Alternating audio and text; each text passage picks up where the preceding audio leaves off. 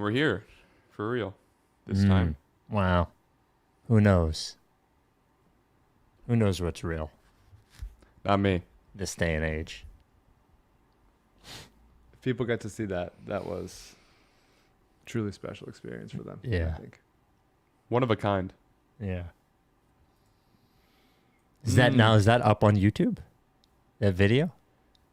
If it is, not for long. So if they saw it, consider yourself lucky. All right. We got trades. We got a big board pod. Yep. My Elite got here. My body bio there you go. Elite has There you arrived go. quickly. Do you ever get that little salt crusty thing at the top of the Elite? I did. Yeah. Sometimes it dries up at the top. It's like pure electrolyte. You gotta clean it up really well when you put the lid back mine, on. mine have been clean. Just nice and lubricated, pure electrolytes. I love Elite. We're gonna get a new. This is a scoop for the filter in people. There's gonna be a new body bio product coming next month. Very excited about it. Let's go. It's gonna make you taller. Just give me some of that. CJ, what height are we working with, Siege? How do I know? Based on my chest up, what height do you think I'm working with? I don't know. You could be. You Could be like anything. narrow and sinewy. I'm gonna say 5'9". Spike, any thoughts? Have you guys met? No, Wow. that's a chuckle. I'm going 6'1". 6 foot. Okay. Well, you made it seem like you were short to me. That's why I went 5'9". I He would could probably be. have said 5'11". You look at him. He could be short. Could be lying. Could be. The You're- little grin under the mustache really plays. You ever see the surgery that people get in their knees To make them taller. to make Yeah. them taller, and then It's- their arms are like down to their Yeah. like chest? It's That's rough, fucking man. wild. That's tough. Yeah. Rethink things if that's Yeah, what you're doing. I only heard about that recently. All For right. like 4 inches. It's not that. Yeah, I'm break both my legs for 4 inches so I can like hobble around. It's like you can dunk. You're not Be an gonna be able to NBA dunk. player. 4 more inches. I don't know that. Through surgery, I would be an NBA player with 4 more inches. Yeah. Right. Well, I'm going to go to my prep sheet here, which now doesn't have any pages. I've switched to the page-free Google Doc. So no pages, no page numbers. So if I get lost, that's why. The Rights to Ricky Sanchez podcast is presented by DraftKings Sportsbook. Sign up for DraftKings Sportsbook by using promo code RTRS, and brought to you by Briggs Auction, the official auction of the process, briggsauction.com/Ricky. LL Pavorsky, is it LL? Hold on. I think so. Wait a minute, let me double check. Yeah. LL Pavorsky Jewelers, where Rights to Ricky Sanchez is starting great. Where Rights to Ricky Sanchez listeners go and get engaged. And Stateside Vodka, the official sponsor of the Corner 3 newsletter with Zoe, statesidevodka.com. Welcome to the Big Board Pod. We are going to do big boards. It is a tradition. They probably won't keep that player at 23, but you never know. So I have my YouTube big board. Mike has his Sixers-focused big board. And if we've got time, we will get to some mailbag stuff. And before we get to the big boards, Keith Pompey just put out a fucking masterpiece of an article today with just full of misinformation. We might do a dramatic reading of it. And also, Christian Wood got traded. Before we get going, I mentioned Stateside Urban Craft Vodka. Look at this, Mike. Look at this. It's very nice. It is a Surfside tank top. You can see it if you're looking on Twitch, YouTube, or Spotify.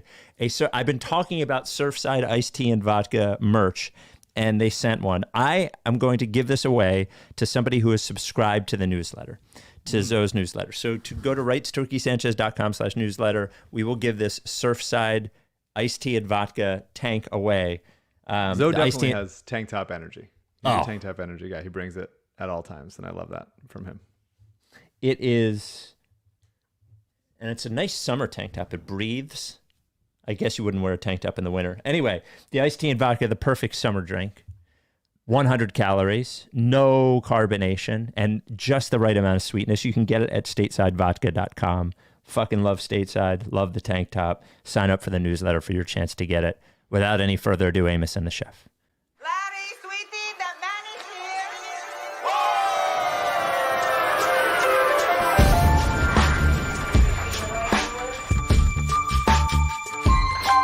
Say the name, I say the name, I say the name.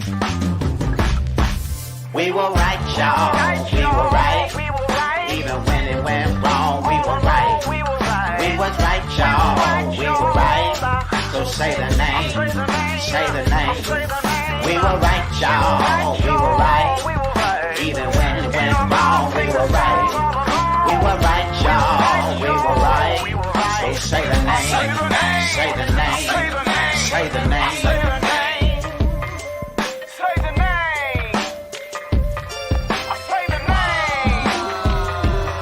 I say the name, mama.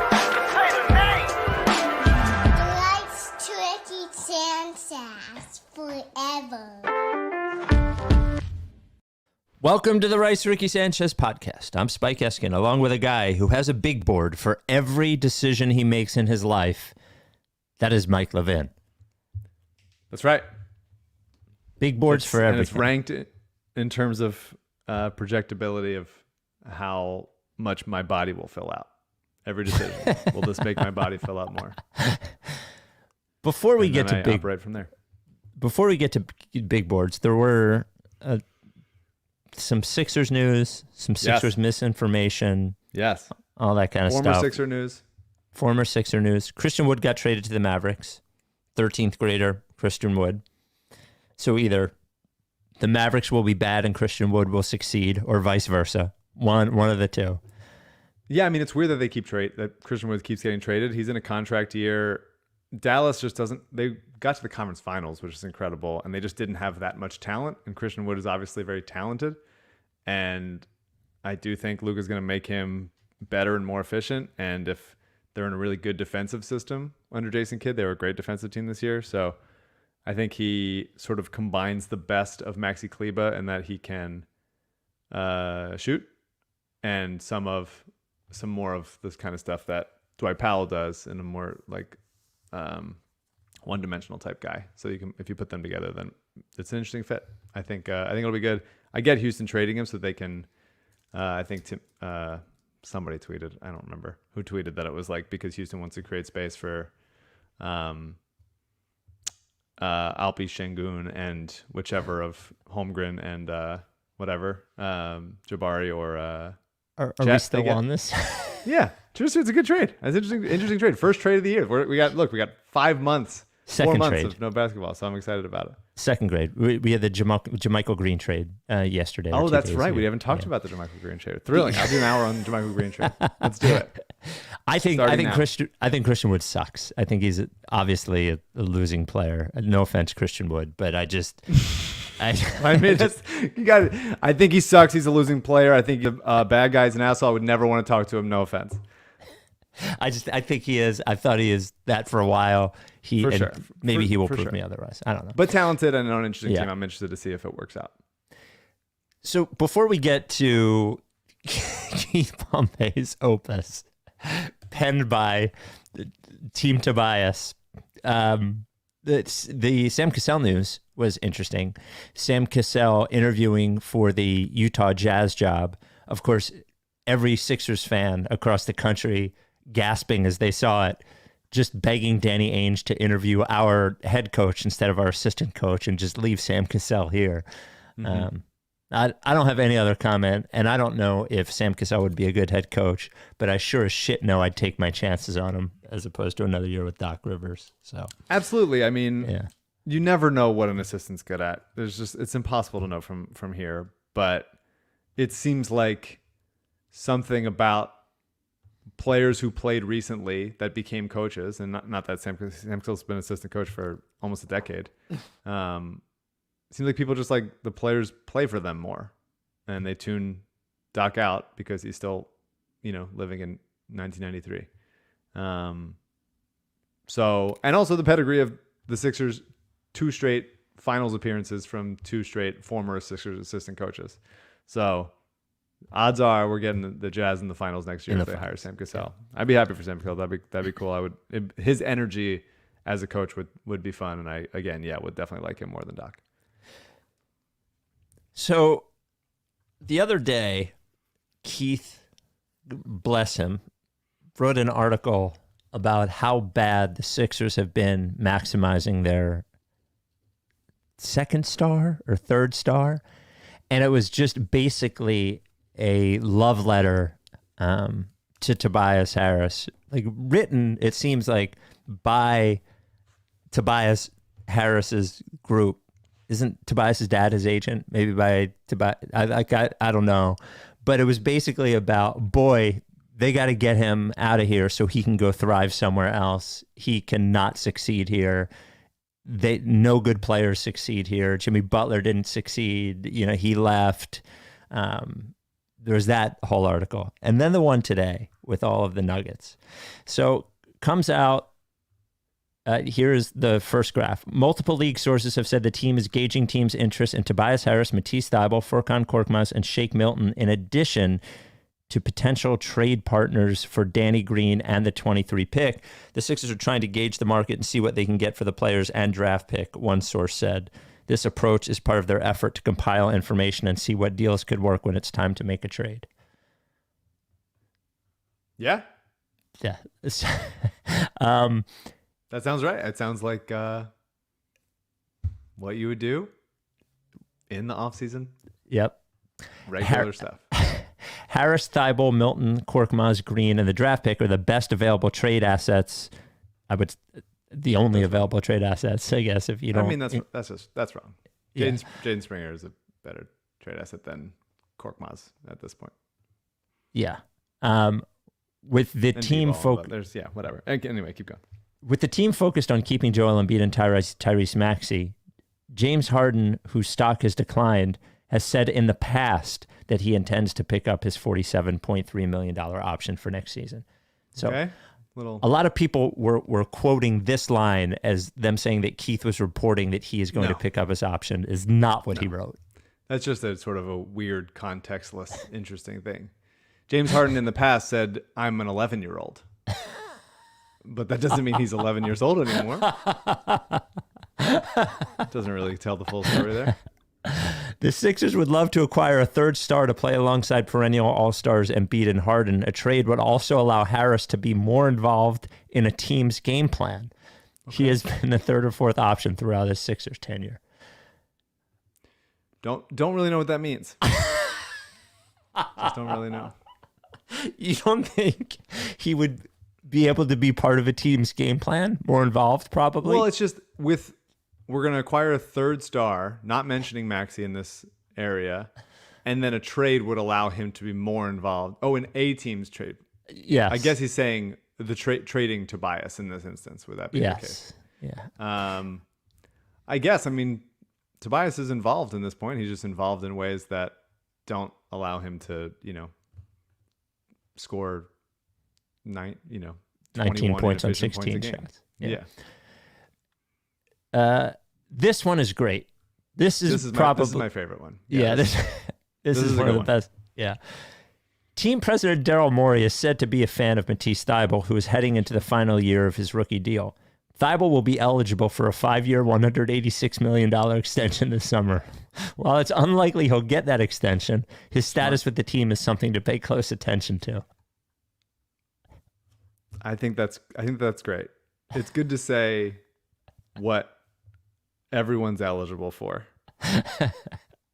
It's unlikely he will get the $186 million. Yeah, but not so fast. Watch yourself. Don't start assuming. Matisse, if you're reading this, don't start counting your money, because they might not offer you 5 years, $186 million. They might not. They could, but it's unlikely that they might. This is another great one that I enjoyed. Also, this was good too. Yeah. This season, I don't know if I didn't write this one in the notes, but this season marks the first offseason in which Matisse Thybulle is able to focus on improving his offensive game.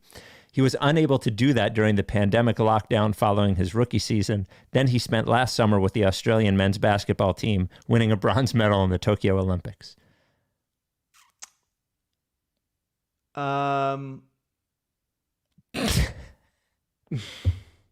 Okay. And then finally, this is clearly the best one.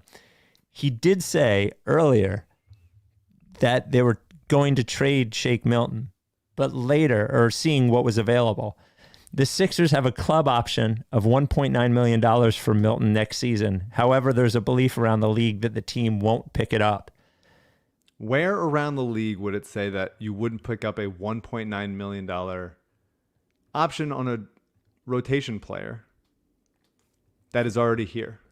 Good news, Michael Scotto later reported that the Sixers are likely to pick up Shake Milton's $1.9 million option. Mere hours later, it would be so silly to not do that and to just blow by and be like, they might not do it and they might trade him, but teams might not want to trade for him of anything of value because they might be able to get him for free if they just decline his option. Look, when years ago, I said the Shake's contract when he was in the midst of his hot month was the best contract in the league. And that was extreme, but it's still really good for a rotation player at $1.9 million. That's nothing. Absolutely. They would pick up this option. So good for them for doing it. And kudos to Keith for spurring them to do it. Thank you, Keith. There's nothing of value in that article. God bless him. Tobias Harris obviously wants to get traded, doesn't want to be here anymore. He seems like a nice guy. I'm sure seems like a really great guy. Maybe it is not his desire, but somebody within Tobias's camp is calling Keith Pompey and telling him to write that they got to trade him. So yeah, I don't know. I don't have a read on it. It seems like he likes being here. It seems like he likes the city. Maybe he's like, I don't know. It seems like the fan base really, as Tobias played harder and defended his position and took a better shot diet on the court, it seemed like he was more appreciated. But maybe he's just like bummed. I mean, he did he say fuck you to the fans at one point during the season? He said, didn't he tell them not to cheer him or something? Don't fucking cheer me. It all sort of blends together. Alec Boehm saying I fucking hate it here. Right. Sort of blends together with it's all kind of the same. And that's a nice unity with a lot of underwhelming Philadelphia athletes that they all have this bond together. The big boards are next. I was looking on DraftKings Sportsbook to see the odds of who would be the number one pick. Jabari Smith is the favorite at minus 145 to be it does seem like it is happening. I'm a little surprised by that. But we can Chet talk about that Holmgren when it comes to your billboard. Chet Holmgren, which I can't wait to talk about him, at plus 120 to be the number one pick. Mm-hmm. And Paolo Banchero at plus 2,000. Speaking of DraftKings Sportsbook, the Stanley Cup Finals are here. And you might not know this, but DraftKings Sportsbook is an official sports betting partner of the Stanley Cup Final. It is the most exciting series in sports. I can't believe they're having me say that. New customers can bet $5 on either team to win and get $100 in free bets no matter what, win or lose. Mike, real quick, who are the two teams in the Stanley Cup Final? Don't look. The Oilers? No. Edmonton? They Nope. lost?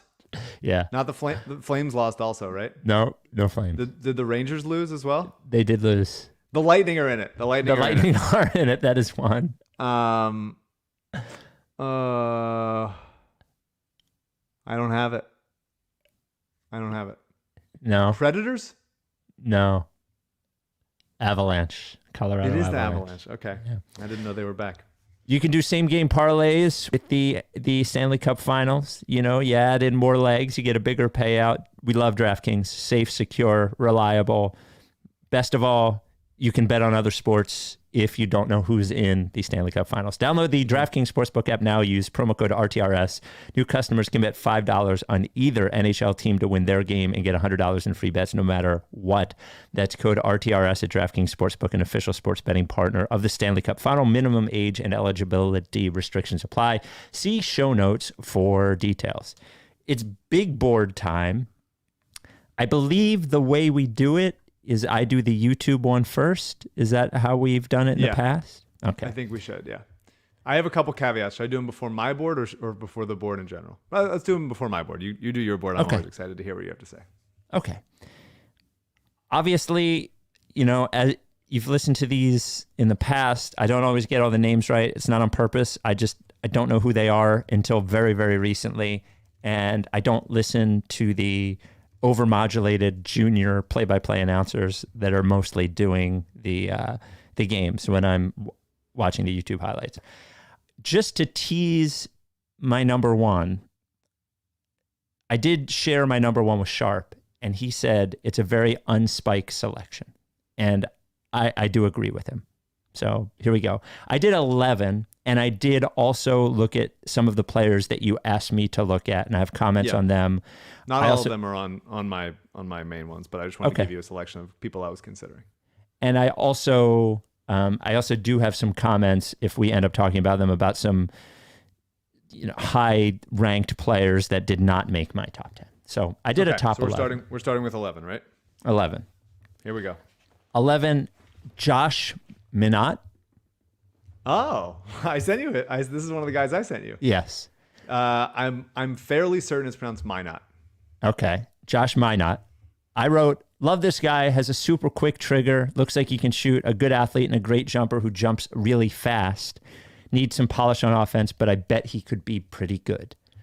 So Josh Minot, freshman from Memphis, only played 14 minutes per game in 33 games, the Memphis team, averaged 6.6 points per game. So I'm proud of you, first of all, for picking a guy that has even fewer points per game than Dalen Terry, who I talked about last podcast, or one of the last podcasts.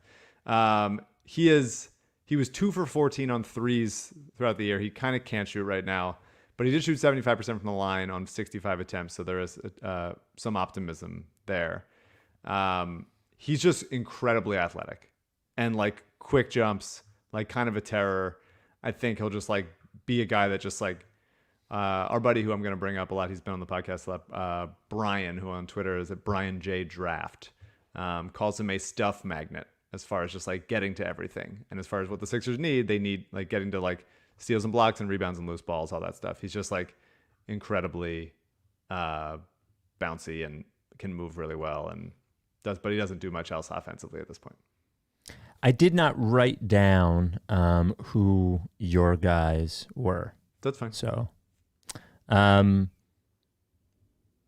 Jalen, number 10, Jalen Williams. From which one? There's two Jalen Williamses. They spell it differently.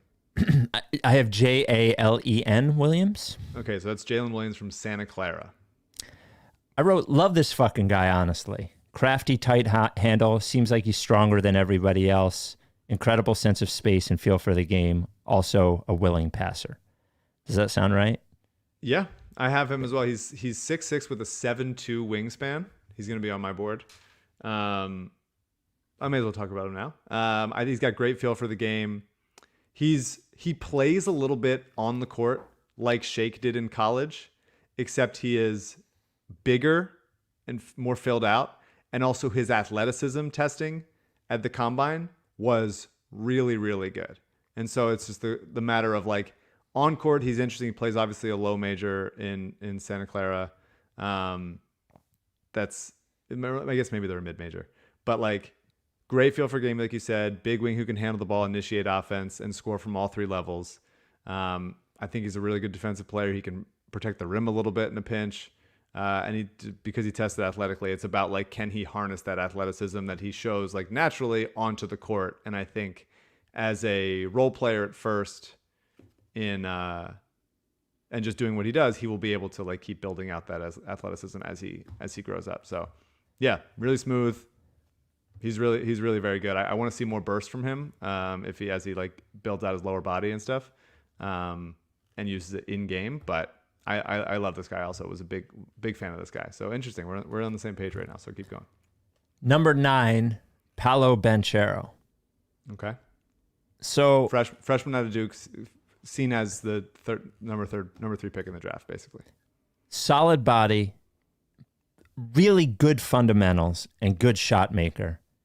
The reason I can't get with him being like a top 3 guy is that like he doesn't look like he can like dunk maybe. I don't know. He seems like a little slow in the dunking way. And then, like, maybe he's awesome. It seems like he's a great guy, great fundamentals, and can like move and all these things like that is shocking for a freshman. So like seeing that stuff was cool, but like I worry about his like athleticism, I guess. Yeah, I mean, Paolo Banchero has been like a top prospect for just forever. From the Seattle area, went to Duke freshman year, was basically like coasted to 17, 8, and 3. And there's a level of like how is his motor? And I think people that love him think in the NBA he'll play harder because it won't be as easy for him. But he's extremely talented. He can really do everything on offense, basically. But I worry, like, efficiency wise, is he going to struggle? Is this like a little bit more of a Jabari Parker situation, which I kind of think of like many of these Duke guys, of like a Jabari Parker.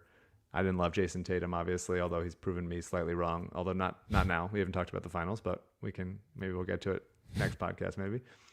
But he's really good. He's probably the most natural scorer in the draft. But how much bounce, how much pop is he going to get to the line? Does he have the mentality of a number 1 guy? I'm not quite sure, and I don't know that he's going to really defend very well. He might be okay, but I wouldn't say I love Paolo, but I'm excited to see where he ends up. Number 8, Ochai Agbaji. Ochai Agbaji, 4-year player from Kansas. Just won a national championship. Looks like a fucking 3-and-D NBA guy to me. Yeah, pretty classic. He's also on my board, so I'll just go into it now. He's pretty very clean game. He's long, he's bouncy. He's kind of like the version of Wiggins, like right now. That like the things that Wiggins is doing right now, maybe not quite, not as physical, but like right now if he came out of college. So he's just a classic role player. He defends pretty hard. He's not dynamic with the ball in his hands, but he's athletic. He knows his role. He works his ass off. There was a really great piece in The Athletic a few months ago about how he shares a trainer with Damian Lillard, and that trainer like loved him so much and appreciated his work ethic so much that he was the only person that the trainer ever recommended to Dame to let him work out with Dame, because Dame is like a notoriously like hard worker and doesn't want anyone else to be there for it. So that sounds like a planted draft story, but it's awesome. Well, it was many months ago. It was like while the college basketball season was still on. So, but yeah, I mean, at least gives you a sense of like what the people around him think of him. I think he can step in right now and be a rotation player on any team, but he is a 4-year player. He'll be 23 by the time the season starts. And he's kind of like just, I think 3-and-D, but not great 3 and not great D. I think he's just like, he has the body and he'll be at least fine, I think is the way I look at him right there. Number 7. Do you want him for the Sixers? Like, would you think like, I want that guy? So when I saw him, he seemed like a guy that the Sixers could use. Sure. He actually sort of seemed like exactly, specifically the kind of guy the Sixers could use, you know? Yeah, he would definitely be helpful, for sure. And he's projected right now probably in like the late teens, I would say, is about where he's looking. Number 7, I have Johnny Davis. Okay. A total baller, finishes through contact, great ball handler, create shots, and looks like a fucking animal on defense too. Yeah, so he's a sophomore in Wisconsin. Was seen as a big prospect as a freshman, but kind of disappointed, and then came back for his sophomore year and bumped his his points up from 7 points per game to almost 20. Averaged 8 rebounds. He's small as far as like a combo guard goes. He's like 6'5". He's kind of like not very filled out, but he plays really hard. He's tenacious on defense, which you'd like to see from a guy that is basically modeled his offensive game after Devin Booker. Like it's very clear like he wants to just do the Devin Booker stuff. But I think he plays harder on defense. He could be really good. He's going to be gone before the Sixers get there. I mean, a guy that's 6'5" and has a defensive rebounding rate of 23.8 is just really good. He's going to be good. He's going to be a good player. He's a good shooter, but he did shoot only 31% from three on under 4 attempts per game. So I do wonder like he should be shooting better than that, but he was Wisconsin's main guy this year. So maybe when someone else is creating for him, he'll be those numbers will bump up, but he's going to be good for sure. Number 6, Malachi Branham. Like he's like if Frank Ntilikina was actually good at basketball. Good feel for the game. Bet he'll be like really good at defense and a good body too. Looks like I always say this, like looks like he's built like an NBA player. Yeah, I think he's a little small. They list him at 6'5", 180. I think he's like sort of like if you just squish down DeMar DeRozan a little bit is kind of his game. Kind of like lives in the mid range, like a tactician. Was like highly ranked, but not seen by really anybody as a one and done guy, which he was. Averaged like 14 and 3.5 and 2 in college on good percentages. Shot 41% from three, but only on under 3 attempts per game. Really like a mature player for his age. I don't think he's really going to defend. I think he's going to be a little bit weak on that end. And I don't think that the way he shoots it, for some reason, the way it looks to me, like I'm worried about it translating. But he's not that great of an athlete either. But like he's going to be a helpful offensive player who, if he keeps getting better, maybe fills out a little bit more and becomes an above average defender. Maybe he could be a legitimate two-way wing who can also get to the basket and score for himself. My number 5 guy is Shaedon Sharpe, who wins the Anthony Simons Award for the year, is a bucket getter, can jump out of the gym, and probably needs to go to a bad team where he can score 20 points a game because he probably needs to be able to dribble a little bit better than he does. But would love to see him on a bad game and just fucking bad team and go off. Yeah, if you've been following the draft at all, you know who Shaedon Sharpe is, but he committed to Kentucky and then didn't go, like was there and didn't play there. Never played the whole season. It was just high school highlights I was looking at, I believe. So he was like on the bench for Kentucky, and Kentucky fans were like waiting to see when is he gonna play? Like there was a lot of rumors and stuff, and then he just never played. And so people were kind of pissed off about that. Yeah, like absolute bucket guy, 6'5" wing, long. He had like a late blooming type of thing where he went like he was not seen as a top flight guy like 2 years ago, and then all of a sudden like came out of nowhere and then became that. So that coupled with not playing at all in college makes me a little bit scared on one hand of like, is he actually good or has he been proven that much? He's played obviously like a lot of the tournaments and stuff, but it's also scary to me like in an Anthony Simons way, who also took a year off and was just like, I'm just going to work on my game. Is it that kind of thing where he's just like psycho working out and he's going to, blow everybody out of the water? He's really good. He's really, I mean, like he's got a lot of, he pops on in the footage, but you'd like to see it more like something in the last year, I guess. Before we get to my top 4, and by the way, I love my top 4. I want to talk to you about, that's right, Briggs Auction, 4-generation, family-owned auction house in Delco. They do estate auctions. They do, right now, the auction I want to tell you about, because the bidding ends on Friday, is their one collector sports collectibles auction. Tons of amazing Philadelphia stuff in there. One thing I mentioned, or two things I mentioned that I want a Ricky listener to get: the Vince Carter Iverson signed photo, which is just a great pose and very random, but I love it. And a ball signed by Kyle Korver and Andre Iguodala. But also on there, a Ryan. There it is. There it is. CJ figured out how to do it. Like, I love that photo. It's a great photo. I've always liked that photo. Also a 08 I feel like in World. the 90s, they did the early 90s, early 2000s, guys took pictures like of different teams together more.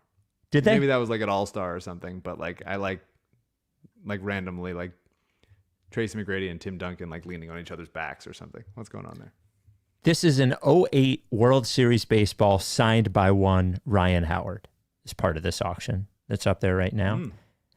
And then finally a 93 Phillies signed baseball, the entire team.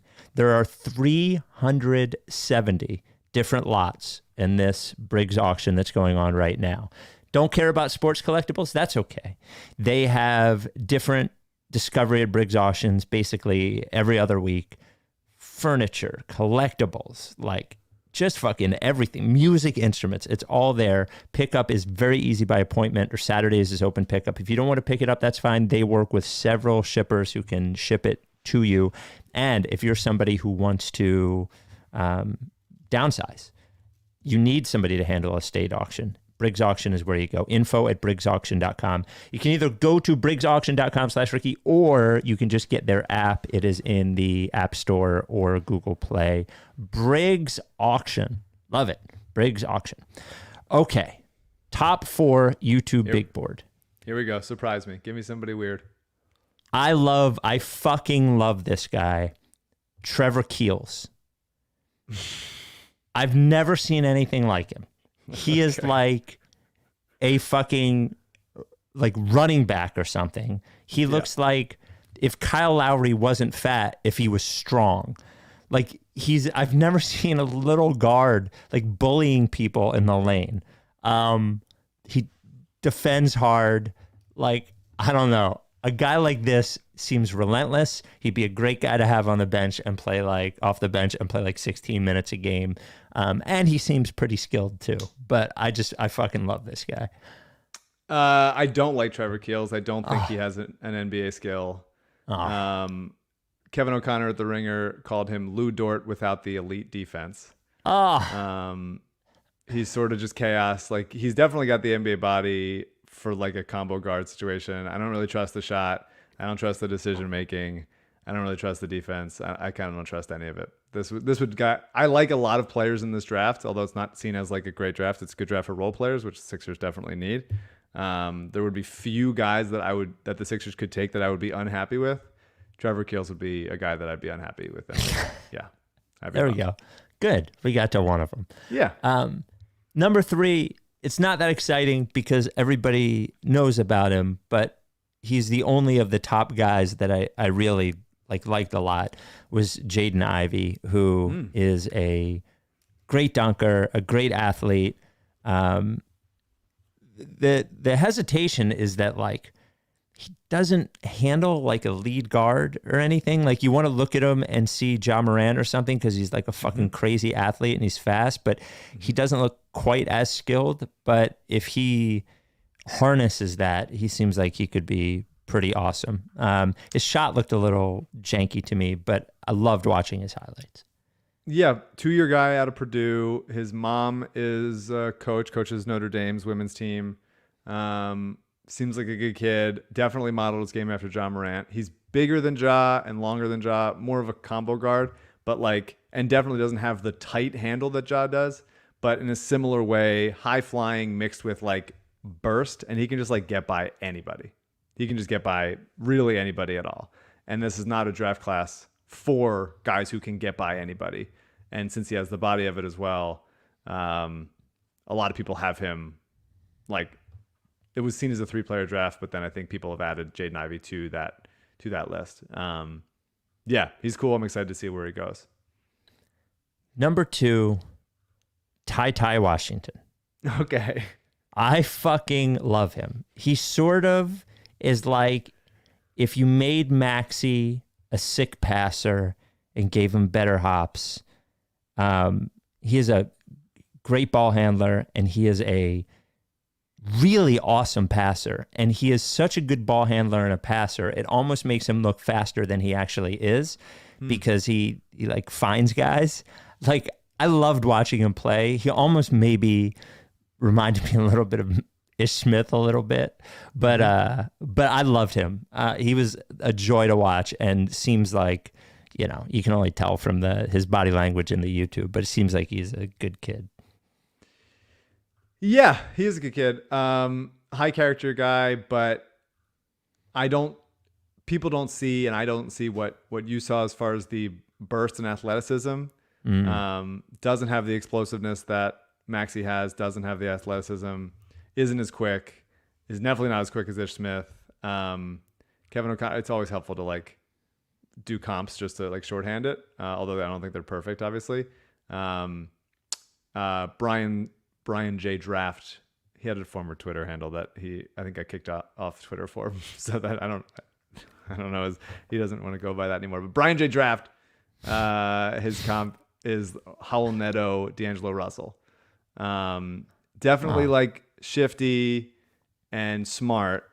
And for a point guard, he can defend his position. But I don't see like a really elite NBA skill.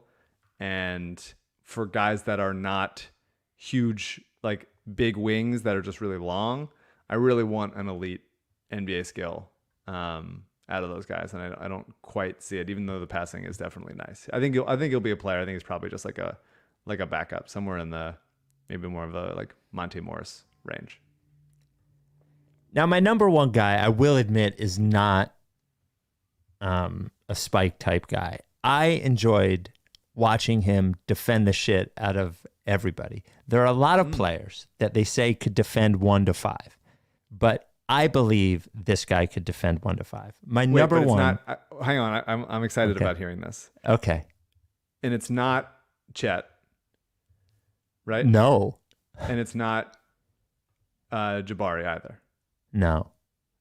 Okay, so Chet is the big, slow, white, like weak white guy, right? Gonzaga, yeah, very skinny, very tall. We can talk about it in a second. But interesting. So this is going to be somebody I'm trying to think of. Okay, I think I know who it is. Say it. Jeremy Sochan. Okay, I didn't think of that, but yeah.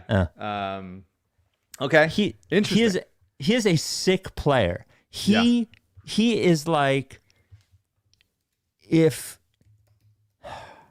on defense, I'm telling you, legitimately, he is tall. He's like 6'9" or 6'10" or whatever, but he can absolutely like stay with guards. He has he's good laterally. He can move around, and he wants it, which is awesome. But on offense, it's pretty interesting. He's sort of like, there's sort of like some Draymond to him or whatever. He's a good passer and seems to be in the right spot on the court and seems to find people. It's not like my kind of player, but it's almost like if you took Draymond and made him like more athletic or something. Like Draymond moves around like a football player or something. This guy moves like a basketball player. I think he's great, and I think if he's not an idiot or something, he will be a really good player for a long time. So he's really this is I agree with Sharp that this is not a spike. This is generally not a spike player. He's from Poland initially, played 1 season at Baylor. Basically was not expected to contribute that much, and then just kept playing well and edging out guys who were longer, more expected to play more. He only averaged 25 minutes per game. But yeah, he's an incredible defender.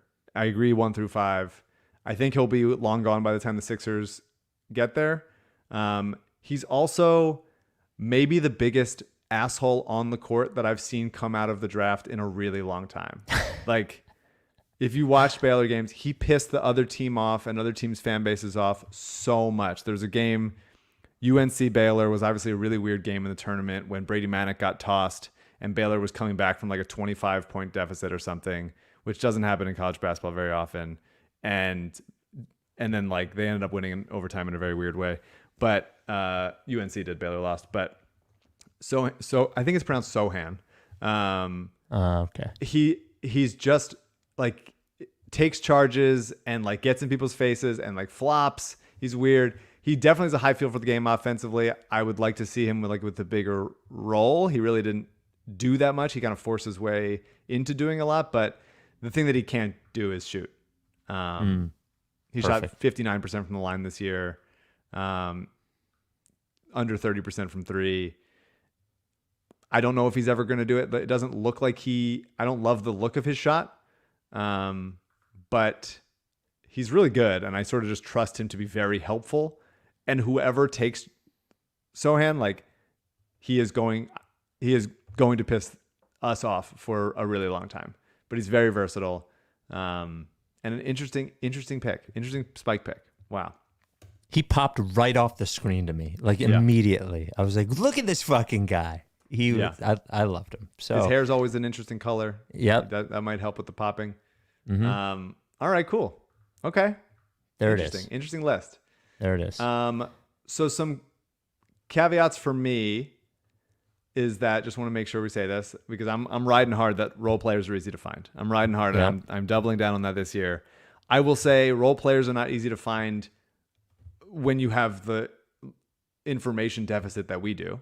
I'm not saying all 16 of my guys on this list are guys that I'm like absolutely rock solid, because you don't know, you don't talk to these guys, you don't talk to the coaches, you don't know their medicals, whatever it is.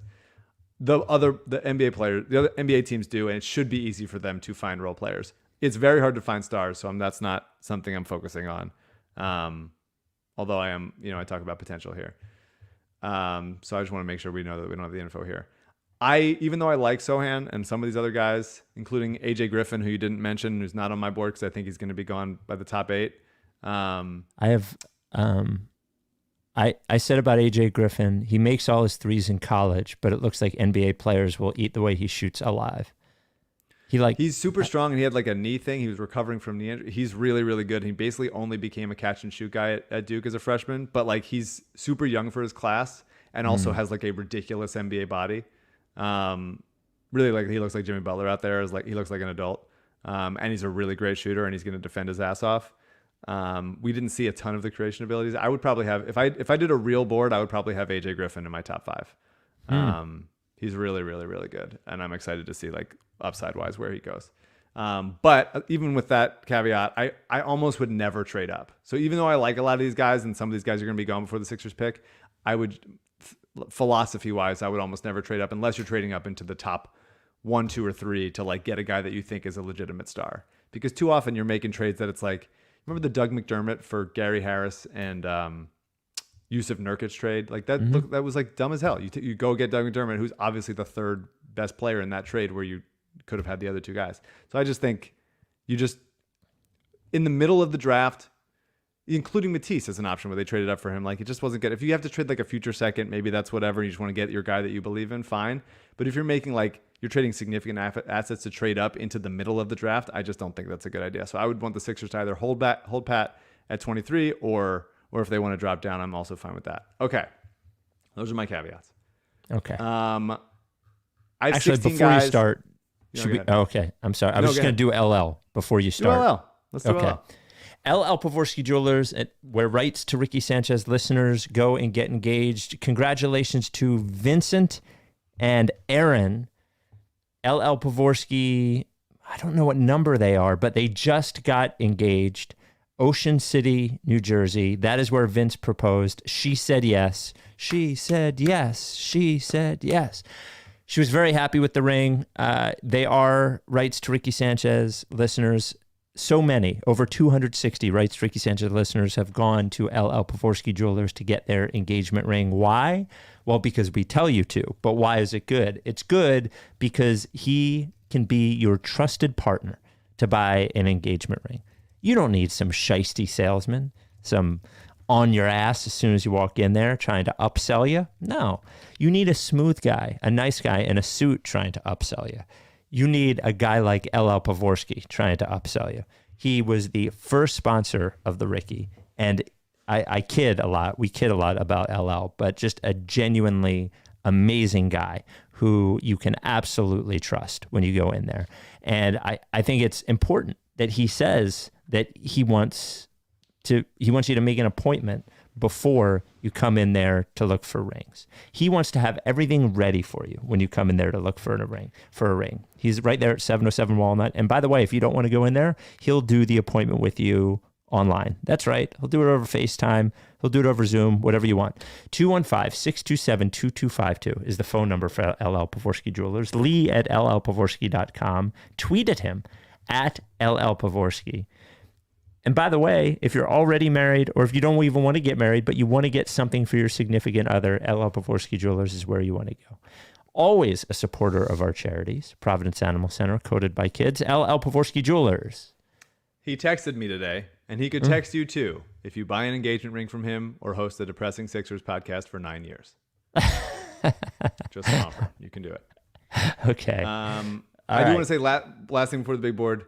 The Yes. Sixers worked out Grant Riller today, which I'm Oh, intrigued wow. by. I obviously had him as a two-way player that I loved, who has been injured. They ended up having to cut him when he had a shoulder injury and they needed to replace the roster spot. But even when they cut him, it was like, we're going to bring him back.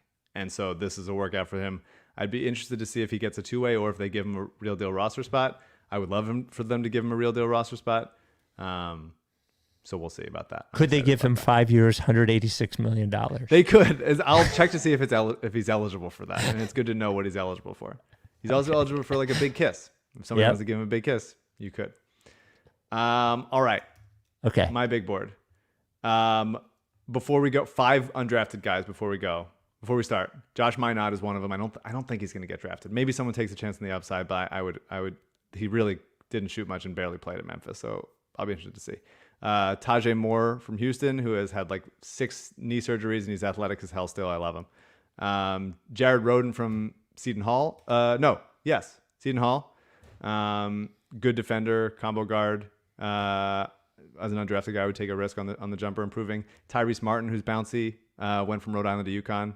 Like him as a combo guard that's just gonna like make some things happen. Maybe a George Hill deal. And then CJ's own Ron Harper Jr. from Rutgers. Those are my 5 undrafted guys that I like. Ron Harper Jr., big boy. I like getting fat guys who I believe in losing weight and untapping some upside. Get them in an NBA fitness regimen. Anyway.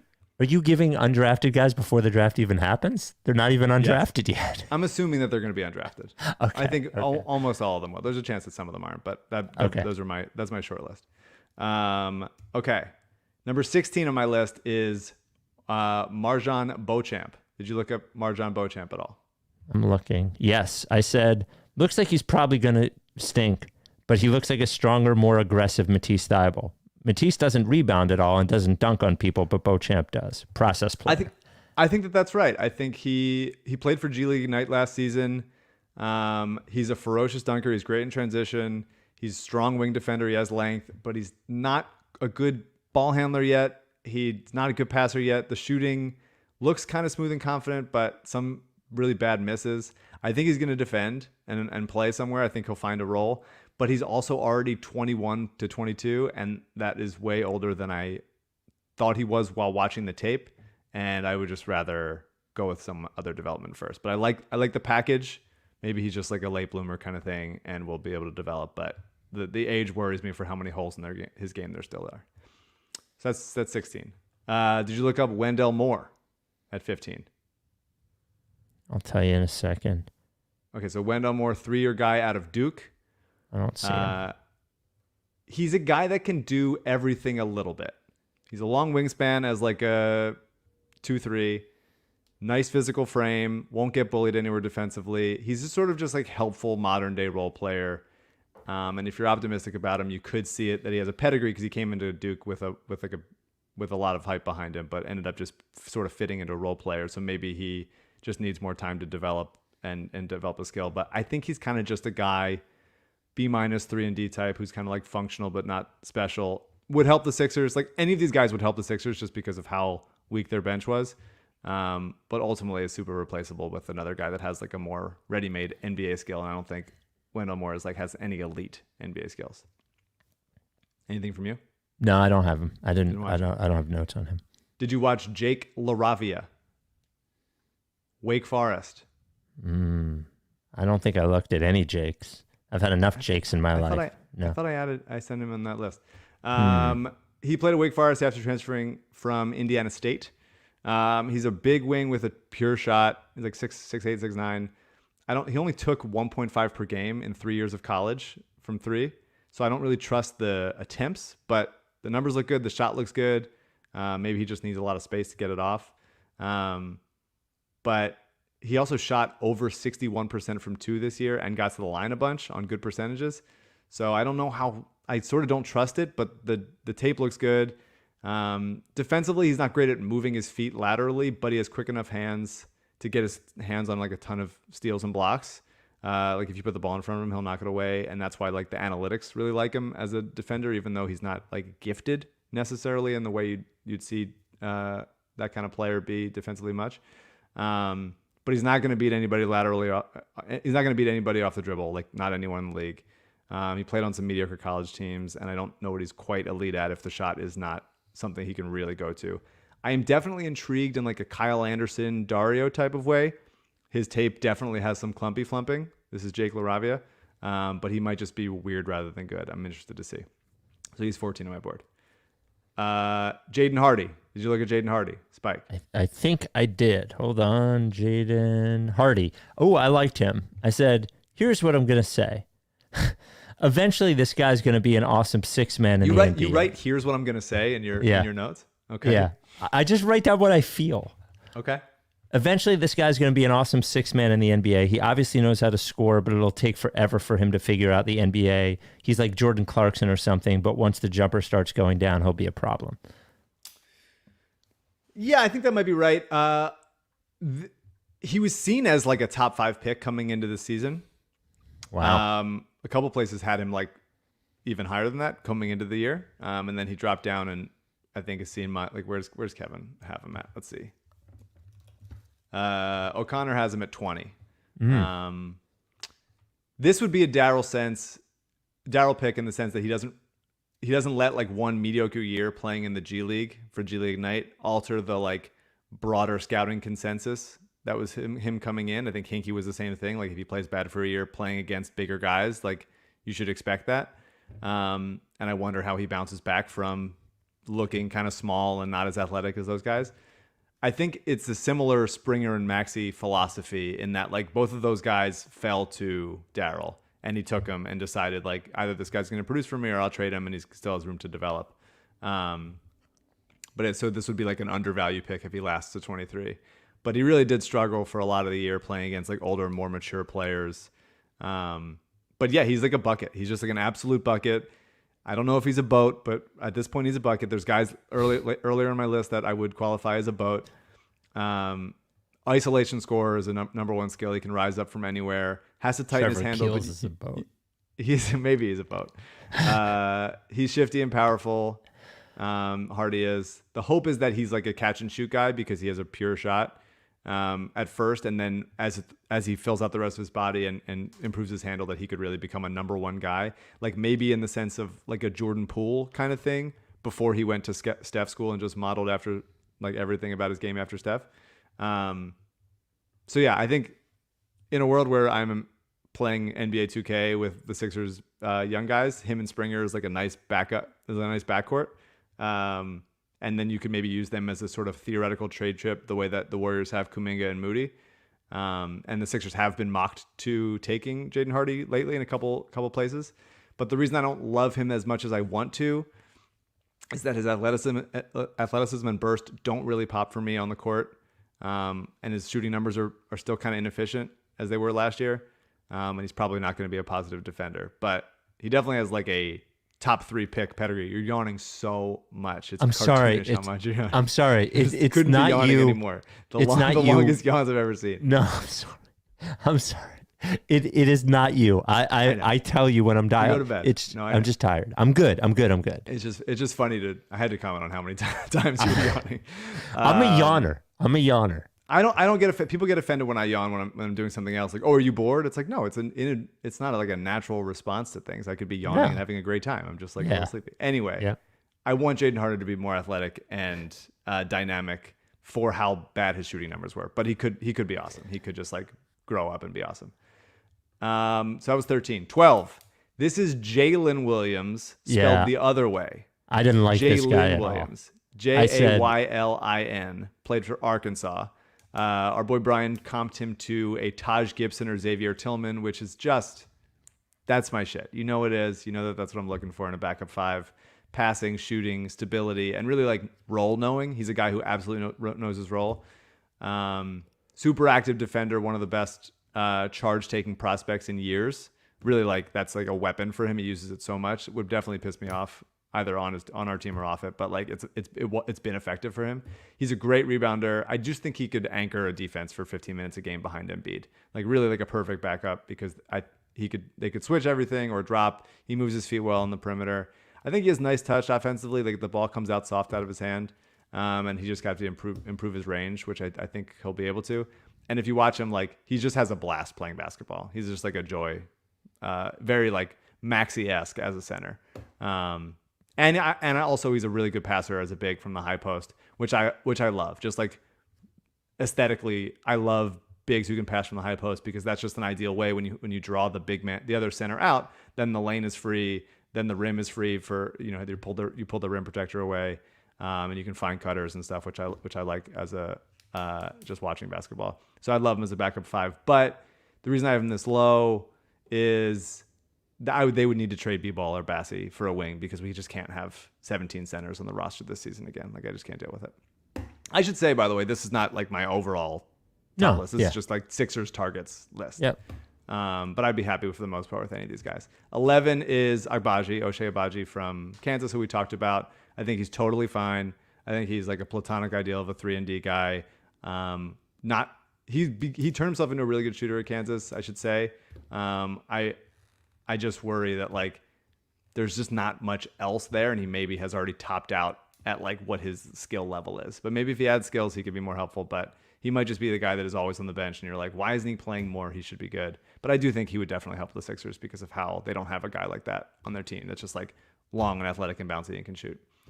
10, I have Jabari Walker. Did you look at Jabari Walker? This is a swing. This is me going for a swing of a guy. Okay, I don't have him. Okay, so he's Samaki Walker's kid, if you remember Samaki Walker from the early 2000s. Yeah. Sort of like a 4 that can play the 5 in a pinch. He's like not necessarily the same player, but like think PJ Washington role wise. He plays with the high IQ and like attentiveness of someone who grew up with an NBA role player for a dad. 2-year guy from Colorado. Interesting Sixers related thing is that Daryl posted something earlier in the season, whether it's on Twitter or Instagram, from the gym, from that Colorado gym, I think, or at least a Colorado game. And I'm certain he was there to see Jabari. So Daryl has scouted him. That's my sleuthing that I've uncovered. He's just the kind of like multi-positional defender who can rebound that the Sixers have needed for years. Like the combination of like can defend all over and also rebound is something the Sixers just haven't really had. He's good athlete laterally, not that much vertically. Brian comped him to Dorian Finney-Smith, which would be really, really nice. And I think goes with how like the guy who knows his role. His shooting percentages went down this year, but that's because he took a big step forward in his sophomore year as far as like what his role is. And they also didn't have a point guard after McKinley Wright graduated. So I believe in him as a more efficient shooter when there's NBA distributors around him. And the reason I like him more than Arkansas Jalen Williams is that I think he can play the 4, and I think he can play with Embiid. Also, another thing about when I talked about Ron Harper Jr., he measured at a 12% body fat. So to me, I see that 12, and I'm like, yeah, baby. Let's get that down to a 4, see if there's more athleticism, see if there's more burst. Let's see what's cooking there. That body fat to me is just like, you're in college, eat as much as you want, and then we'll get you in an NBA regimen if you have the work ethic, and we'll like make you pop. I love that. I wonder if you're going to mention this one fat guy you made me watch. If he's Yes, gonna be in your he's top coming. 10. He's coming. 9, I would have guessed you would have had this guy at 9, and that I have, and it's Blake Wesley from Notre Dame. I said pretty good, long body. I bet when he fills out, he's going to be a monster. Can get to the hoop and score. I liked him. Yeah. So in the draft that I mentioned with Jaden Ivey, like there's just not that many guys who can beat a guy off the dribble with that kind of handle, and Blake Wesley is that. So that's an undervalued skill in this draft. I don't love him, and I'm wondering why I don't, and it might be because like a Notre Dame bias. Like I just don't think that anybody from there would be good. Maybe I don't see his ability to be a primary initiator, and like if he doesn't have the ball in his hands, I struggle to see what his offensive role will be. His percentages of the rim weren't good. I worry his shot isn't going to translate from NBA range. I don't like the way his shot looks. He's only shot 30% from deep, 65% from the line. He does seem like a good kid and a good teammate with a high work ethic. Like I always like these kinds of stories. Like he came in as a freshman and beat out a senior guard for a starting spot, and then they stayed close and became like were friends on and off the court. This guy Prentice Hub, who thought it was going to be his team, and good on Prentice for rolling with it, but. I think it's a testament to his character, and guys like to play with him. But he's definitely long and physical as a combo guard, and he does bring a ton of energy on defense. So ostensibly, he should be in like the Donovan Mitchell path for me. But when I watch the tape, I watched him a lot during the season, I just don't quite see it. But I hope I'm wrong because he seems great. 8 is that fat guy for me, David Roddy. Is that who you're talking about? Yeah, this is fucking ridiculous. Oh, Spike, I love him.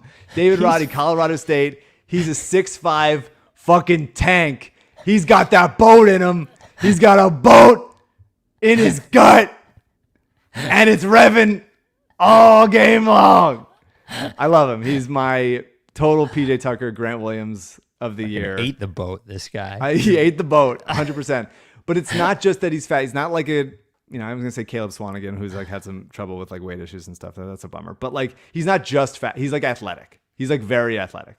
And a lot of these guys don't make it. I understand that. But he was the main guy at Colorado State, did everything that he won't be asked to do in the pros. But I like knowing that he can do it. Like in the same way that Grant Williams was the guy at Tennessee and PJ Tucker was the guy also at Texas. He can shoot. He's 46% from 3 as a junior. Defends his huge ass off. Even with guys that are like way bigger than him. He played some small ball 5. He can score in a bunch of weird ways, like all over the court. And I saw this statistic in one of the things I read about him. One of 2 prospects with over 30 possessions scoring as a pick and roll ball handler and a pick and roll roller. And I think that's very interesting as far as versatility goes. I think he's a guy who's going to know his role. He's going to be helpful to everyone on the court. He can attack a closeout. He can pass. There's a chance he doesn't do anything well and just ends up being like a better defending George Niang. But I think he's more athletic than that. And I think he just has a knack for making the right play on or off ball. And odds are he's a role player, 99% chance he's a role player, but there's like a 1% chance he just becomes like an incredible outlier weirdo who can do everything on a court and just like finds his way to do stuff once he gets like in an NBA fitness routine. He's big, but he's not like, he's athletic. I love David Roddy. I like him so much that I wanted to like rank him 1, which that's irresponsible of me to do. But I really, really like David Roddy, and I want him to make it very badly. Thoughts?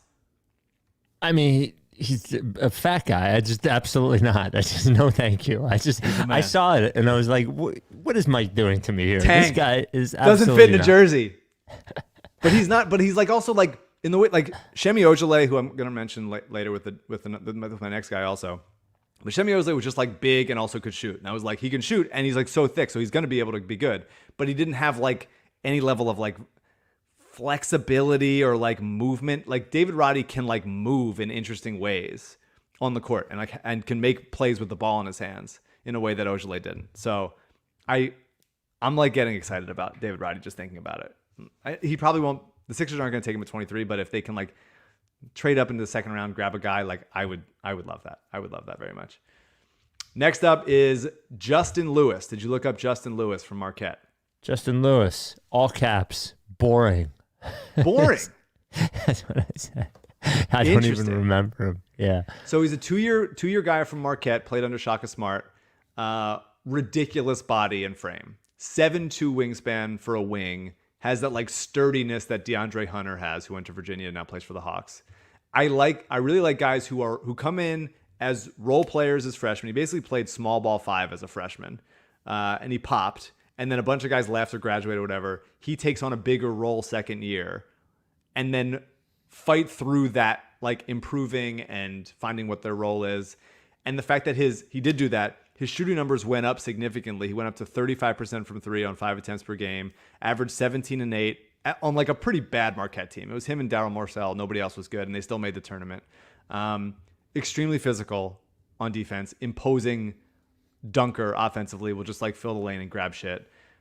He can attack from the perimeter off of like one power dribble. Great at absorbing contact. He's developing his one-on-one ability. He made a big stride from year 1 to year 2. I just like the dimensions and his balance, and like he's going to be good defensively, absolutely.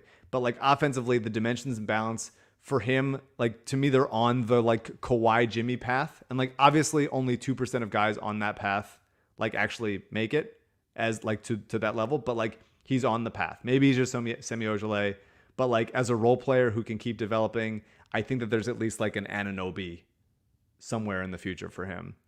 And maybe you use him as a small ball 5 if he doesn't like keep getting flexible and adding more bounce and work to his handle and stuff. But I really like Justin Lewis. I really, really like him. He would be absolutely very, very helpful to the Sixers team right now. Having big guys who can shoot a little bit and defend their ass off and dunk over people, like that's just shit rules. And like I'm excited to see like how his handle develops over the years. Okay. Number 6. Did you look up Christian Braun? His last name looks like it's spelled Braun, but it's pronounced Brown. Yes, good dunker, but a college player. Shot is kind of slow and body is kind of slow. College guy. Yeah, so he's a sophomore, or I think he was a sophomore. Maybe he played 3 years. He was from Kansas, won a championship, was good friends, 3 years at Kansas, good friends with Ochai Agbaji at Kansas as the sort of like wings on that team. He's going to play in the NBA the role that Derek White is currently playing for the Celtics. He's not the point guard that Derek White is and was like on the Spurs and stuff. And Christian Braun's way bouncier. But that kind of like quick decision, fill the gaps, defend his ass off, hit shots off the catch. He's like a set the tone with effort type player that every team needs. I think he's like a really solid 3-and-D type guard wing who can actually D. Although he's not quite long enough to defend like bigger guys 3s and 4s or whatever, but he can actually shoot. He's got really smooth range off the catch and like from distance.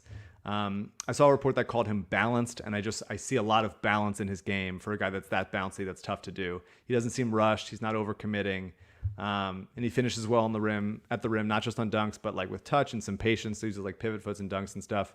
He's just a guy that like totally plays within himself. I'm just so certain that this guy is going to be a very fine two-way player for a long time. He's not going to be ever like a high-level number 1 option offensively, but I think he's just going to be a helpful addition anywhere, and he's like a total dog. Got that boat in him, won a national title, won me some money, which is great. I always appreciate that. And he's a total son of a bitch on the court, which you need is like a white kid with bounce. So I really do like Christian Braun. Number 5 is a guy I spoke about last week. Average 8 points per game. That's all you need. It's Dalen Terry. Did you watch Dalen Terry tape? Spike. Here's my notes. Honestly, has some sick YouTube highlights, but is a sophomore who scored 8 points a game. Like, come on, man. Does seem like he has good court vision and is a good passer and defender. Yeah, well, he was on a team that was really loaded. Like, Ben Mathurin was his teammate and is going to be a first-round pick. And Christian Koloko was his teammate and is going to be probably a first-round pick. And they also have Kerr Kriisa, who is probably going to be a late first-round, early second-round pick next year. So it's just like it's just a good team. So as I said, bouncy, playmaking upside, long wing, 7-foot wingspan. But I just love his contagious energy. He's like a tone setter defensively, a lot of defense into offense type plays. He's just like, he's one of those like skinny, strong guys, if you know what I'm talking about. And like, he's just going to be really good at rotating. He'll recover quick. He'll alter a bunch of shots. He's active in transition on offense. He wants to play fast, and the Sixers played so fucking slow. And this is just like a breath of fresh air watching Dalen Terry play all season. Great passer for his size. Found a lot of guys on back cuts. Moves the ball well. Arizona offense had a ton of movement. And that kind of like movement and cutting and backdoors was really infectious. The issue is the shot with a lot of these guys, obviously. He got hot late in their year. That bumped his percentages to 36%, which is fine. He did shoot 74% from the line, but the question is the shot real? But I think the energy and the bounce and the passing will make him like a really, really nice 7th man, and I'm just not expecting anything more than that. And at 23, like that's the role player. That's the role player stuff I'm talking about. If teams talk to Dalen Terry and the guys around him and trust that he's like a good kid who's going to work his ass off, like he's going to be good, like 100%. He's going to be good. Number 4 is Kendall Brown. Did you look up any Kendall Brown highlights? Kendall, nope. Baylor. He's young. He played 1 year at Baylor, freshman. 6'11" wingspan, incredibly bouncy athlete. Just watch some highlights as I'm here. Kendall Brown. Yeah. One of those like gets up quick type verticals. That's really like what he's doing at this point. He's just like incredibly easy bounce. And I like what I see as like a potential as he develops his ball handling, because he just really didn't have the ball in his hands much at Baylor. But I think he's like an intuitive passer, intuitive cutter. I think he's just like a tailor-made two-way player, and the upside I believe in. Like if you look at Mikal Bridges' numbers after his freshman year at Nova, they were pretty similar to what Kendall Brown's were. And Mikal obviously stayed 3 years and kept getting better and was definitely a better defensive prospect than Kendall Brown. But I think Kendall's more athletic and can create more, at least coming out of school. That's at that stage in his life. Mikal's gotten better at creating also. But Kendall Brown ranked number 1 athletically at the combine. He's got a chance to grow into a number 2 option offensively. The jumper is an issue for sure, and players didn't defenses didn't cover him as much as you'd want him to, but he's super physical. He's big, and the Sixers did just interview him, so they're looking at him. I think he's switchable. I would kill for him. I think he's great. It would take some time, but I think he's really good. This Oregon court is so fucking annoying, man. The Oregon court's bad. Yeah, but he's played for Baylor. Similar colors. But. Well, he was playing against Oregon. Yeah. But really bad court. Great jerseys, bad court. Yep. Number 3 is EJ Liddell, who we talked about, the kind of versatile defender who protects the rim well. We talked about him already. Ohio State. A lot of guys have been talking about him. The reason I like him at 3 is because I think he could play the 4 next to Joel. I think he is smart enough and physical enough, and that he would and is going to be a good stretch 5. I don't think I've talked about him that much. People know him, but like the reason I like him is that if you believe in him as a 4 and an occasional small ball 5, then he could be really helpful. Sort of similar to mold to Grant Williams. Not quite as high IQ, but I think he's a better rim protector. I don't think he's ever going to post up, and he did a lot of that at Ohio State. That's why I'm not like I wouldn't kill for him with the Sixers pick, but I just know he's going to be good. He's a guy that's going to be good. He'll figure it out, and he's really smart and plays well, and doesn't have a ton of burst. Not going to beat anybody off the dribble, but like for a small ball 5, he'll be really, really helpful. Number 2 is Jalen Williams from Santa Clara, who we talked about already. Just like we talked about him, he's great. Mm-hmm. He's awesome. I really want to see. I'm buying the idea that he was a number 1 option as a 6'6" wing with 7'2" wingspan at a school that he looked good against tougher competition. And I think that the athletic numbers make me hopeful that there's like real upside there. And his stock has been rising a ton over the last like 2 months, and he'll probably end up being like a mid-teens pick at this point, which is crazy for a guy from Santa Clara. So number 1 on my big board is a guy I'm surprised that you don't have. Oh, but maybe I like him. And it's Tari Eason. Did you look up Tari Eason? 6'7", 6'8" forward out of LSU. I wrote, not impressed. So he played 1 year at Cincinnati, then transferred to LSU, and he is, when you watch a full game of him, and I watched a ton of LSU this year, you just feel him so much. He weirdly didn't start on that team. I think because he fouls a lot. I think they like that he came in and like set the tone energy wise off the bench. But I think that might be keeping his numbers down a little bit. But like 6'7", long as hell, tenacious, so athletic, incredibly dunky, gonna like KJ McDaniels' way, like he's gonna break a backboard. People talk about Jeremy Grant as a comp, but I think Eason has way better defensive potential, both as a small ball 5 and defending point guards. I think he's just like creating chaos. The kind of like physical defender who also creates steals and blocks. Like I love that shit. So I think he kicks ass. He's got to tighten his handle a little bit, but like he just makes shit happen. He's going to be a good player. I think if he like can contain himself a little bit, not get fouled that much. He draws fouls on the other end, which is pretty enticing for a big wing that is still like developing. I think he could be special in a draft that I don't see like a ton of like number 1 options. He's obviously got a ways to go for that, but he's definitely going to defend his ass off. I think the shot's going to be fine. Just needs a little time to get it off, but he's good passing ability. Like that level of defense, that level of athleticism, plus passing, plus like foul drawing, like there's a package there that I'm excited to see, and maybe eventually turns into like in the Jimmy Butler, Kawhi Leonard mold. So I love it. I would be thrilled if he dropped to 23. I wouldn't trade up for really any of these guys because these are, for the most part, these guys are going to be role players, and the Sixers have to maximize their trade assets and stuff. But there's a lot of good, helpful players if they decide to keep the pick, and I hope they do because they need help and they need bounce and they need young legs and good energy. Love young legs. Love young legs. Yeah. Need them. Thrilling. How do you thrilling. feel? I am excited to see who they Do you want to say your get chat thing? Do you want to say and your then chat thing? trade. What's that? Do you want Oh, to say your chat thing? yeah. What are we doing here? This fucking guy, this Chet Holmgren guy, is not only maybe the weakest player I've ever watched in YouTube highlights, but is also big and fucking slow. Like, I feel like I've seen this guy in the draft now a couple of times. Well, Kristaps Porzingis has had a weird career too. There's always this fucking big doofus white guy in the draft, and I never buy into him. But this guy needs to put on like 70 pounds, and also he's slow. What is he supposed to be? Is he supposed to be like Markkanen? Like, I don't understand what he's supposed to be like.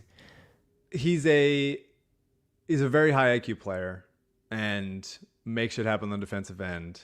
And like, if you look at him like a starter package Al Horford, he's got to get bigger. Obviously, everybody knows that. But like, he doesn't play weak.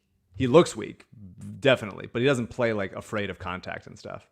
And he's just always been on good teams. Jalen Suggs was Mr. Basketball in Minnesota, and then he was the next year's Mr. Basketball in Minnesota and followed him to Gonzaga. He's good. I see the concern. I don't think he's ever going to be like a number one option. So I think it's maybe just more reflective of the draft class that he's being talked about as a number one pick. But I think he's up there for a reason. I think it's because he just is a positive impact on the court, can kind of do everything on the basketball court. And his level of like shot blocking and 3-point shooting and passing, and like the fact that he isn't afraid of contact. He plays kind of like a motherfucker. So I'm excited to see how he handles NBA athleticism, but he was really good in college, and there's big dudes in college too. Not as big as they are in the NBA. I was just like this. Yeah. Not I know. that Legitimate concern for sure. Jabari, you don't like him? It's like boring as shit, like Danny Manning or something. Like little stiff for me. Yeah. The fact that he's being talked about as number one pick, I think, scares me out of him. If I just saw him play, he's like exactly my kind of player. Defends his ass off, shoots well, doesn't try to do too much, rises up easy, has length. His dad was a player, like you could tell. Might have a loser face. Jabari does? Yeah. I don't think so. I think he's tough. He's tough as hell. Anybody that plays for Bruce Pearl can, scream in somebody's face. I like him. I don't like him as the number one pick if you're expecting him to be your number one guy. But it's a weird top of the class, for sure. For sure, a weird top of the class. It's big board season, baby. We did it. We're here again. Here we are. Big board. Here we are. And I've always been right. And that's nice to know. Every time. Every single time. It's exciting. If they can get two of the guys that I listed, like one in the second round or something, maybe a trade 23 to get like 28 and like 36. You get two role players in there. Maybe you trade Isaiah Joe and one of Bassie or Paul, whichever one you believe in less. Get some fresh blood in there. Get the stink of the slow everybody off the team. I'm feeling back to optimistic, I think, which is a dangerous game. Should I say this sort of sad thing? A little bit. Yeah, I should. So we have a guy named Ron who is a long time, very dedicated listener. Every time we do a charity thing, Ron is there. Ron's a great Love dude. Ron. And yeah, just such a sweet guy. So his sister Gabby and her husband, maybe her boyfriend, whatever, they adopted a dog named Dobby like 4 or 5 months ago, and Ron sent me pictures, bought her a big Barker. Dobby was like they adopted her from Providence Animal Center, and Providence had rescued her as she was being used as a breeding dog, which is fucking not good for dogs, right? Like they just make them have babies over and over. And they found out that she was older than they thought. She was like almost 10 years old, and she had a lot of health problems. And Dobby didn't make it, and Dobby passed away this past weekend. But Dobby apparently, like, as Ron has struggled health-wise over the last several months, Dobby was like a big like partner for him, and was really good for Ron. And I always say, like, the good thing is dogs have these short memories, and when they have these fucked up lives early on, when someone comes in at the end, like Providence, a place like Providence, and then people like Gabby and Blake come in at the end, all that dog ever remembers is like the love that it was shown at the end. So thank you to Providence for saving the dog, and thank you to Gabby and Blake and Ron for showing it some love at the end of her life. And that was it. So good all around from those folks. And I don't like ever telling anybody what to do, but please don't adopt bred dogs. Get a rescue dog, not because those dogs that you adopt from the breeder, they're fine. There's nothing wrong with the dog. The dog didn't do anything wrong, but like breeding is like bad, and there's plenty of homeless dogs out there. So there's my Bob Barker moment. Agree and love Ron. Did you say Bob Barker? Yeah, Bob Barker was big into adopt, don't shop. Yeah, I thought you meant to say Big Barker. No. And I was like, do you think Big Barker is called Bob Barker? I think it's a Bob Barker dog bed. I will talk to you this weekend. Are you done with TTP? Yes. Lake Fac.